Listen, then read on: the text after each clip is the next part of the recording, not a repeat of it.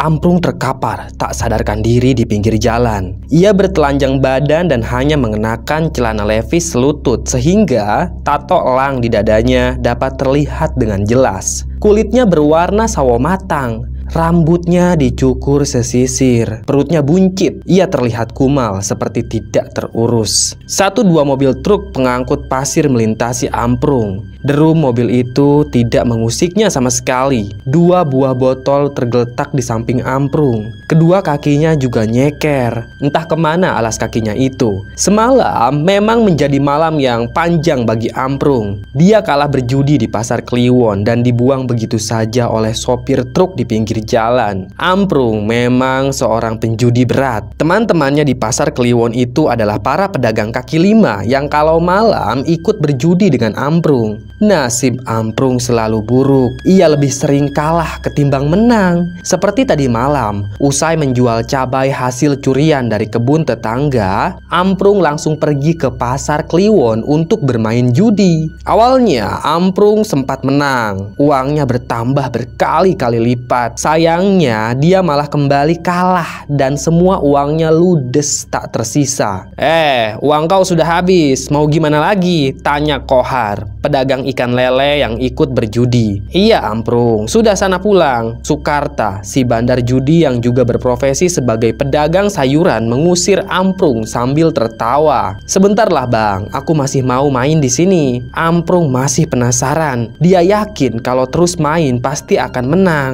Ya main pakai apa? Kohar meledek Amprung. Yuk pasang, ajak bandar. 5 orang melemparkan uangnya pada papan dadu. Bandar sudah memberi aba-aba untuk bermain. Para penjudi tinggal menaruh uangnya di atas papan yang bergambar butiran nilai dadu, semacam gambar pada kartu gapleh. Amprung bengong saja melihat mereka bermain. Sebaiknya kau pasang nomor 6, saran Amprung pada salah satu penjudi. Halah, diam kau. Setelah satu permainan selesai, Amprung melirik Sardi, temannya satu kampung. Bung, aku mau ngutang uang dulu sama kau, bisik Amprung. Yang minggu lalu juga belum kau bayar, Prung. Sardi kesal. Ini yang terakhir, aku janji pasti bayar. Dengan terpaksa, Sardi meminjamkan uangnya. Amprung kemudian berjudi kembali. Sialnya, dia tetap kalah dan semua uangnya habis. Amprung menyerah, dia rasa cukup untuk malam ini, saatnya pulang. Tapi teman-temannya Amprung tidak membiarkannya pulang. Mereka malah mengajaknya minum bir gratis. Bir murahan itu mereka beli di pinggir jalan. Amprung mabuk berat. Salah satu temannya sengaja menjahili Amprung. Ia ditelanjangi dan dinaikkan ke atas truk pengangkut beras. Lalu paginya sang sopir truk membuang Amprung di pinggir jalan. Seketika saja kepala Amprung bergerak. Ia akhirnya sadarkan diri. Amprung mencoba untuk bangkit dan dari kejauhan ia mendengar sayup-sayup suara dari speaker masjid. Inna lillahi wa inna ilaihi roji'un. Telah berpulang ke rahmatullah. Tiba-tiba sebuah mobil pickup melintas. Suaranya mengganggu pendengaran Amprung. Entah siapa yang meninggal, Amprung juga tidak tahu. Yang jelas ada satu hal yang membuatnya senang. Kebetulan sekali ada orang yang meninggal. Itu artinya dia akan dapat uang. Sudah menjadi hal lumrah kalau di suatu kampung ada yang meninggal, maka setiap orang yang ikut menyolatkan jenazah itu akan diberi uang sedekah. Mereka biasa menyebutnya uang solawat atau uang kematian. Segera Amprung beranjak pergi. Ia menuju sumber suara tersebut. Di belakang rumah salah satu warga, Amprung bersembunyi. Ia mencuri baju koko dan sarung dari jemuran. Kemudian Amprung segera mengenakannya. Tidak ada satupun yang mengenali Amprung. Ia membaur dengan kerumunan warga di halaman masjid untuk menyolatkan jenazah. Tanpa disengaja, Amprung melihat sebuah amplop tebal yang tergeletak di bawah meja. Itu adalah uang untuk sedekah mayat. Amprung tersenyum. Jiwa kriminalnya muncul. Pelan-pelan ia mendekati meja itu dan berhasil mencuri segepok uang. Ia kemudian pergi dari kerumunan warga. Nanti malam, uang itu akan ia gunakan untuk berjudi. Selesai salat jenazah, pihak keluarga panik. Mereka menangis karena uangnya hilang dicuri. Siapapun yang mencuri uang sedekah bapakku, aku sumpahi dihantui pocong, teriak Jubaidah sambil menangis. Dia adalah keluarga dari orang yang meninggal. Amprung tidak langsung pulang ke rumah. Uang itu ia bawa ke pasar Kliwon untuk berjudi. Dan lagi-lagi dia kalah. Semua uangnya ludes. Dia bahkan ngutang lagi ke temennya. "Prung, jangan pulang dulu lah. Kita mabok lagi," ajak temannya. "Nggak mau, aku kapok," ucap Amprung. "Kali ini kita nggak bakal jailin kamu lagi, Prung," kata temannya. "Enggak, aku ngantuk mau pulang. Dari kemarin belum pulang, istriku pasti khawatir," ucap Amprung. Amprung pun pulang naik angkot. Angkot di sana memang beroperasi 24 jam. Kebetulan ia menaiki angkot yang sepi penumpang. Sepanjang perjalanan, Amprung mencoba untuk ngobrol dengan sopir angkot, tapi sopir itu hanya menjawab singkat-singkat saja seperti sedang malas diajak bicara. Saat melintasi perkebunan bambu, dari kaca belakang angkot, Amprung melihat bayangan orang sedang berdiri di tengah jalan. Anehnya, walau angkot yang ia tumpangi terus melaju, bayangan itu tidak mau hilang. "Itu apa sih?" desis Amprung. Semakin lama, bayangan itu semakin mendekat. "Ada orang yang ngikutin kita," kata Amprung pada sopir angkot. Bukannya menjawab, sopir angkot itu malah berkata, "Mana uang saya?"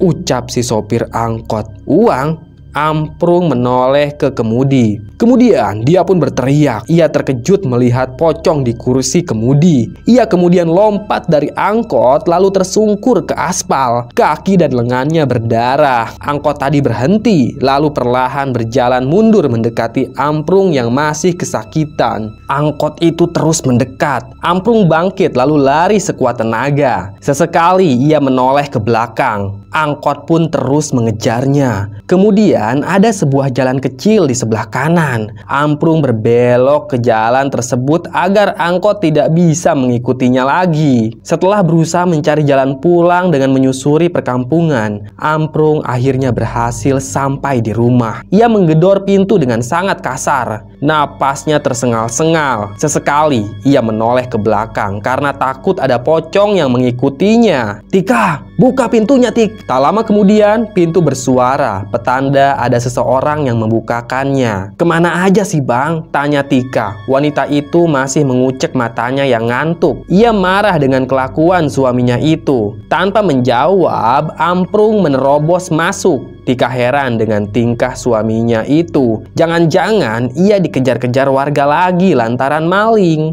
"Kamu kenapa, Mas? Maling lagi?" Tika menghampiri suaminya. "Udah, jangan banyak omong, tutup pintunya." Amprung malah balik marah. Tika menggelengkan kepala sambil berdecak kesal. Rasanya ia tidak sanggup lagi hidup bersama lelaki itu. Dari dulu tabiat Amprung tidak pernah berubah. Ia suka maling dan berjudi. Selama ini yang menghidupi keluarga malah Tika. Ia berjualan uduk di SDN Sukaresmi, tempat anaknya sekolah. "Mas, itu siapa di luar?" tanya Tika sambil mengintip dari balik jendela. "Jangan diintip," desis Amprung. Tika beranjak menghampiri suaminya yang sedang terbaring ketakutan di atas sofa butut. "Dia ngeliatin rumah kita terus, Mas," tanya Tika sambil mengintip jendela. Amprung menarik lengan istrinya ke kamar. Di sana ada anak perempuan mereka yang sedang tidur pulas. Pintu kamar itu lalu dikunci rapat. "Uangku mana?" Seseorang mengetuk jendela kamar, diikuti dengan rintihan minta uang. "Mas, kamu maling uang siapa?" tanya Tika. "Setan, mah. Uang setan." Amprung mengerutkan dahi. Tubuhnya bergetar. "Hah? Setan? Kok bisa?" Tika heran. Kaca pintu kamar mereka masih diketuk. "Aku mencuri uang sedekah orang yang meninggal," bisik Amprung. "Bajingan kamu, Mas." Wanita itu menyingkirkan lengan suaminya. Ia lalu mendekat ke jendela. Pocong masih di luar. Ia mengetuk kaca jendela kamar dengan cara membentur-benturkan kepala. Tika menyingkirkan lengan suaminya. Ia lalu mendekat ke jendela. Pocong itu ternyata masih di luar. "Ampun, jangan ganggu kami," Tika mengeraskan suaranya. "Kembalikan uangku," kata pocong itu dari luar. "Berapa uang yang kamu curi?" tanya Tika. Amprung menggelengkan kepala. "Aku tidak tahu. Itu banyak sekali. Ada segepok," jawab Amprung. Kamu pakai apa uangnya? Tanya Tika. Aku pakai judi, udah habis, ucap Amprung. Refleks saja tangan Tika menampar wajah suaminya itu. Bodoh kamu mas. Jendela semakin keras digedor. Ampun Pocong, jangan ganggu keluarga kami. Aku janji bakal balikin uangnya, kata Amprung. Tika menoleh ke suaminya. Uang dari mana bisik Tika. Pokoknya aku akan usahakan, jawab Amprung. Kemudian suara ketukan perlahan hilang. Tika membuka sedikit tirai jendela. Ternyata Pocong itu sudah pergi. Keesokan paginya saat Tika melintas di desa tetangga, ia melihat Jubaidah menangis di teras rumah. Suami dan kedua anaknya mencoba untuk menenangkan Jubaidah. Wanita itu masih belum ikhlas uang sedekah bapaknya dicuri orang. Padahal itu uang tabungannya selama bertahun-tahun. Ibu kenapa? Tanya Amila. Dan saat Tika melintas di depan rumah Jubaidah, ia melihat ada sosok pocong yang berdiri di depan rumah itu. Segera Tika mempercepat langkahnya. Ia ketakutan. Singkat cerita, suatu pagi Amprung sudah ada di pasar Kliwon. Pengunjung pasar sudah ramai. Para pedagang sibuk melayani pembeli, termasuk Sardi yang merupakan penjual ayam potong. Di tengah kesibukannya, Amprung datang menghampiri Sardi. Tolong aku Di. Apalagi Prung? Pinjem uang, bentak Sardi. Ia tahu kalau Amprung minta tolong pasti minjem uang. Iya Di, aku dikejar-kejar pocong. Aku sempat mencuri uang sholawat. Sardi malah tertawa terbahak-bahak mendengarnya. Mampus, makanya jangan mencuri, ucap Sardi. Ini serius, semalam aku didatangi pocong. Tolong aku Di, aku pinjam uang buat gantiin uang sholawat, ucap Amprung sambil memohon pada Sardi. Aku nggak punya uang sebanyak itu Prung, tapi kalau mau kamu bisa menangkal pocong itu, ucap Sardi. Gimana caranya Di? Tanya Amprung. Datang aja ke rumah Mbah Goto, dia dukun sakti. Rumahnya ada di kampung Cilengkong. Kau kesana saja, siapa tahu dia bisa bantu. Amprung mengangguk. Sardi dengan baik hati mau membantu Amprung. Sardi bahkan ngasih uang sebesar Rp200.000 untuk ongkos dan untuk biaya ke dukun. Pagi itu juga, Amprung pergi ke kampung Cilengkong dengan naik ojek. Jalan menuju kampung itu rusak, berkerikil. Ada banyak lubang di tengah jalan yang digenangi air hujan. Setelah sekitar 20 menit perjalanan, akhirnya Amprung tiba di kampung Cilengkong. Rumah Mbah Goto terbilang bagus, catnya berwarna putih, pagar rumahnya dicat warna hijau. Selain dukun, ternyata Mbah Goto juga seorang tabib yang biasa mengobati penyakit kiriman alias santet. Ini benar rumahnya Mbah Goto? Tanya Amprung pada tukang ojek. Iya benar, saya pernah kesini sekali, jawabnya. Amprung membayar ongkos ojek lalu melangkah menuju gerbang rumah Mbah Goto. Permisi. Amprung mengetuk kunci gerbang, menimbulkan bunyi nyaring. Dari dalam rumah muncul seorang wanita yang umurnya sekitar 30 tahunan. Ia mengenakan daster, rambutnya diikat ke belakang. Sambil tersenyum, ia menghampiri Amprung. Iya mas, ada keperluan apa ya? Tanya wanita itu sambil membukakan pintu gerbang. Saya mau bertemu dengan Mbah Goto. Apa beliau ada di rumah? Ada mas, silahkan masuk. Amprung pun dibawa masuk ke dalam rumah. Ia sempat terkagum-kagum melihat isi rumah Mbah Goto. Banyak koleksi patung yang terbuat dari kayu. Mbah ada tamu. Wanita itu mengetuk pintu kamar Mbah Goto. Ya udah, suruh masuk aja. Terdengar suara lelaki tua dari dalam kamar. Dengan sopan, Amprung masuk ke dalam kamar Mbah Goto. Di sana ia melihat Mbah Goto sedang santai di atas sofa sambil menonton TV. Kakinya diselonjorkan ke meja. Ia menoleh pada Amprung. Silahkan duduk. Mbah Goto menurunkan kakinya. Ia bergeser memberi tempat untuk Amprung. Terima kasih Mbah, saya Amprung. Saya mau minta pertolongan, kata Amprung. Mbah Goto masih memperhatikan layar TV yang menayangkan film kartun lawas. Sesekali ia tertawa. Amprung mulai ragu kalau Mbah Goto ini dukun sakti. Masalahnya apa? Tanya Mbah Goto. Ia kembali menaikkan kaki ke atas meja. Dikejar-kejar pocong Mbah. Mbah Goto malah tertawa terbahak-bahak. Ia sekarang menoleh ke arah Amprung. Tanpa diminta, Amprung menceritakan apa yang sudah ia perbuat sehingga pocong itu mengejarnya. Mbah Goto mengangguk-ngangguk. mabuk. Pocong itu minta uangnya kembali, tapi kau tidak mampu, ucap Mbah Goto. Iya Mbah, tolong bantu saya biar pocong itu pergi, ucap Amprung. Mbah Goto mematikan TV. Ia menghembuskan napas berat dan perlahan bangkit. Ia mengambil sebuah botol cembung dari dalam lemari. Kalau pocong itu datang lagi ke rumahmu, kamu buka tutup botol ini. Nanti dia akan terkurung di dalam botol, ucap Mbah Goto. Amprung pun tersenyum. Terus kalau udah terkurung, nanti botolnya saya apakan, Mbah? Tanya Amprung. Kau simpan baik-baik, jangan sampai pecah. Pocong itu nantinya bisa mendatangkan keberuntungan juga.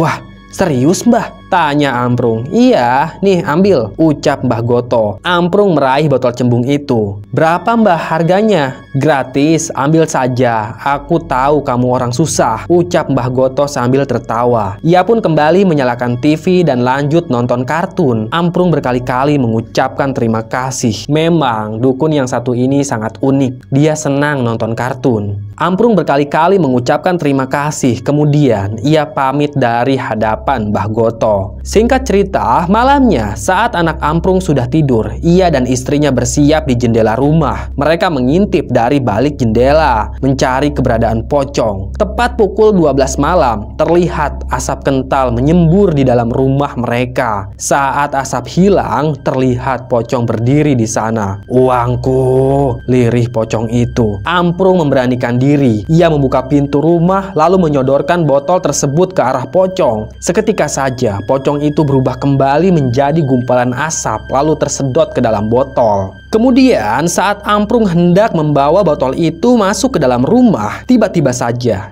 kakinya tersandung. Botol pun jatuh dan pecah. Muncul asap kental dari botol itu. Pocong kini berdiri di hadapan Amprung. Kemudian makhluk itu meludahi wajah Amprung 3 kali. Seketika saja Amprung berteriak kesakitan. Wajahnya seperti terbakar. Dia minta tolong ke istrinya, tapi istrinya sudah kabur. Wanita itu juga ketakutan. Amprung hanya sendirian di rumahnya. Pocong itu semakin marah. Kemudian Amprung diludahi berkali-kali di bagian badan. Ludah pocong terasa sangat panas, seperti terbakar. Kemudian pocong itu pun pergi begitu saja sambil tertawa terbahak-bahak. Keesokan harinya, Amprung sakit parah. Sekujur tubuhnya seperti habis dibakar. Wajahnya juga sangat merah dan melepuh. Hari demi hari berlalu. Amprung cacat. Wajahnya sudah tidak berupa, seperti habis kena luka bakar. Dia pun kesulitan berjalan. Kalau jalan, Amprung harus mengenakan tongkat.